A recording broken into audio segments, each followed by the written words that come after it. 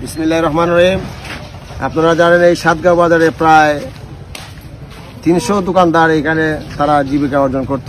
আজকে তাদের অনেক দুর্ভোগের শিকার। অনেক ব্যবসায়ী ভাইরা তারা 5 লাখ 6 লাখ টাকা তারা লোন আনছে কিস্তির উপরে, গ্রামীণ ব্যাংক, আশা এবং ব্রাক। এখান থেকে এখন তারা প্রতি সপ্তাহে 5,000 6,000 টাকা এখন তারা কি করে দেবে আমরা জানি না। এই দেখেন দুলার সাথে মিশে গেছে সাতগাঁও বাজার। সাতগাঁও বাজারটা গড়তে আমাদের প্রায় 30 থেকে 40 বছর লাগছে। এখন এই সাতগাঁও বাজারটা আবার কে করবে আমি নিজে বলতে পারি না।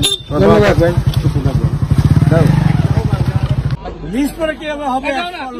লিজ করে কি এত আর কোনো আইনের বাইরে কিছু নাই।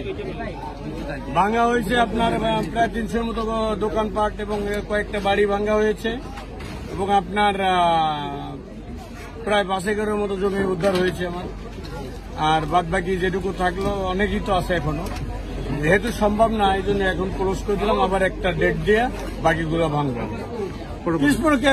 ল অনুযায়ী, যেটা আইনে আছে। আইনের বাইরে তো কোনো সুযোগ নাই।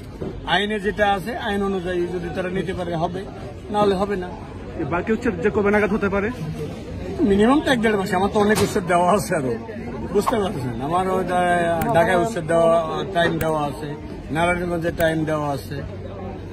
এই ফাঁকে গ্যাপেও দিতে পারি বা এরপরেও দিতে পারি। নেক্সট আর কি আমার সময় বুঝে দেখে আমি টাইম দিই। যারা দোকান এখনো যারা ভাঙা হয়নি, যদি তারা কোনো এরকম প্রক্রিয়া করে, যদি কাগজ করার স্কোপ থাকে অবশ্যই চেষ্টা করবে, আমরাও চেষ্টা করবো। দিতে পারলে দেবো, সেটা তো যা হবে।